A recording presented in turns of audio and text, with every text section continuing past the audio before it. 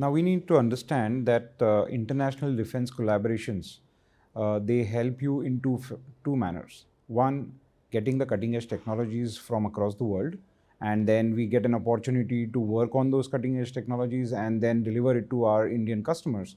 But at the same time, when you are manufacturing cutting edge technologies for those global companies, you also open out opportunities for a manufacturing hub as India, where you can manufacture it for the world, which in turn fuels exports. So these two sides that we get benefited, I think that's the key of collaborating with international companies. I think they are far beyond just economic benefits. There are strategic benefits, because today what happens, and a few years back when we used to only import, and India was and is the biggest importer of defense technologies, what happens to the systems that are delivered? Now you have to all the time rely on those OEMs who are based out of various countries across the world. It is physically impossible for them to support these systems, which are utmost required as a mission critical requirement. So when you have these particular equipments being developed in India, your support for these, your military preparedness is directly impacted in a positive manner. This is the first strategic benefit. Second, when you are building your own military strategy, you are not dependent on any other country, or not answerable to any other country when it comes to your military strategies. So that's another strategic benefit.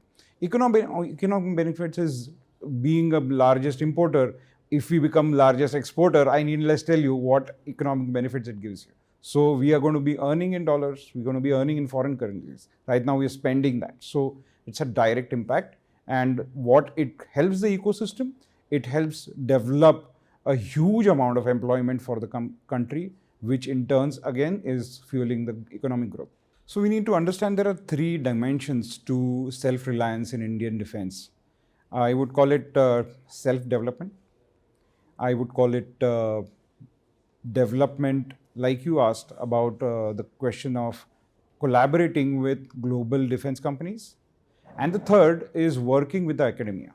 Now, when these three dimensions meet at a point, and Paras Defense is actually enabling all the three dimensions, because we work with the international companies to develop their products here in India.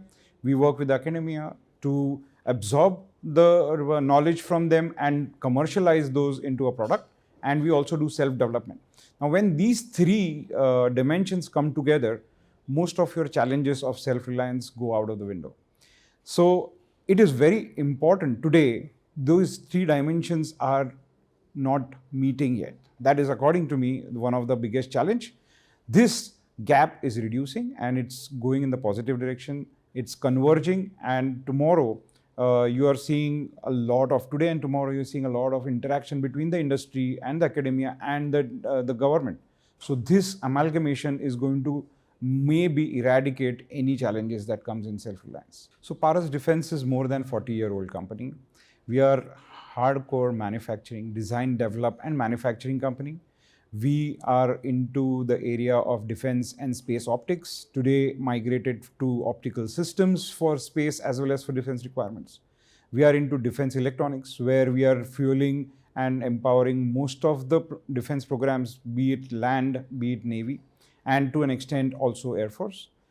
We are into heavy engineering, again working on very critical mechanical systems. And last but not the least, we are into electromagnetic pulse protection.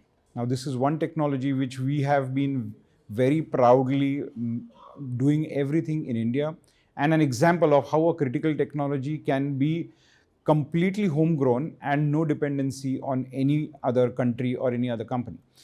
Along with this, we are working on 3 or 4 cutting edge technologies, and I'd like to mention 3 of them. One is drone and drone technologies. So we have a subsidiary called Paras Aerospace, which is working on drone technologies. We're creating a complete ecosystem in drones, from tactical drones to training drone pilots. We have the complete solution in place. Then we have anti-drone systems. This is another subsidiary of our Paras Anti-Drone, which is working on cutting edge RF and microwave solutions. We are today building the blocks which will tomorrow get amalgamated as an anti-drone system. So these 2 technologies. what we are working with the academia is working on quantum communication. Our optical prowess and the know-how that we have in optics can fuel tomorrow's quantum communication, and we are working towards it. Today or tomorrow we will come out with real nice development on that, and I think we always believe on working on something which is cutting edge, something which is challenging, which will enable India to be self-reliant. I think I mentioned during my talk that I can't believe that ET is doing this for the first time. Okay, it is well organized. The kind of Jitendra Singh sir, you got Air Chief Marshal, you got a huge August gathering that you have. I don't think you can do anything better than this. Yes, with that, I'm sure the second conference is going to be even better than this, but nobody can believe this is the first time you're doing it. So kudos to you and your team.